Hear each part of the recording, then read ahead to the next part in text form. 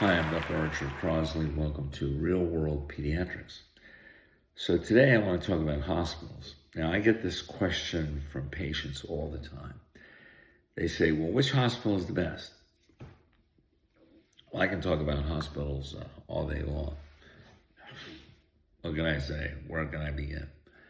I think all hospitals have their strengths and weaknesses. Obviously, some hospitals have their acting gear better than others. Now, you would think that this would not be the case, but it is the case. Some hospitals perform better than others. The quality of care largely depends upon what the focus of the hospital is as far as making money is concerned. Now, it's a fact of life, a sad fact of life, that large corporations have moved into healthcare. For the most part, your small little local hospital has been absorbed into a larger operation. And unfortunately, some hospital chains are a little more greedy than others, and they cut services down to a bare minimum in order to make greater profit. Now, you would think that the concept of build a better mousetrap and the world will come to your door would apply to everybody in the hospital business. But if you thought that, you would be wrong. Some hospital chains they don't get it, or they don't want to get it. Now, you will be able to sense this when you go into the hospital. When you see a hospital staff that's more on their toes, that seems more attentive to your needs, where the staff is cheerful and happy to see you, that's probably the hospital for you.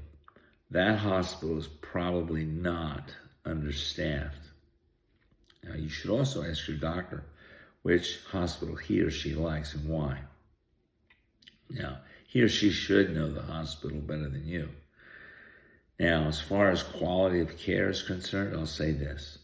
You can go to the hospital with the greatest reputation and they can make the biggest mistakes on you.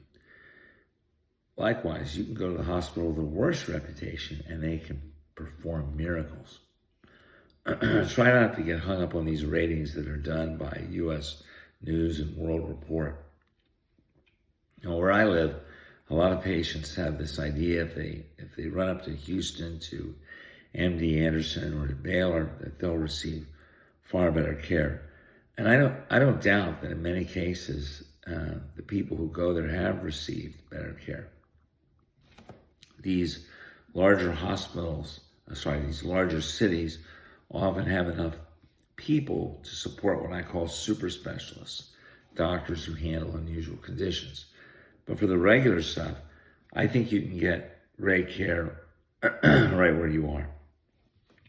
Now, my sister is one of these people who has this amazing ability to gain access to these major medical centers. I have to laugh when she tells me her various adventures in healthcare. To me, it's amusing. Now, she's had a few major operations, and so has her husband. So they have become accustomed to traveling around to get their care. Local doctors for them, forgot about it. With as much ease as the eagle soars, she and her husband waltz like celebrities into these major medical centers around the eastern seaboard, whether it's the Cleveland Clinic, Rothman in Philadelphia, or Duke University. One day she says to me, "Oh, we're going down to Duke." I've never heard of such a thing.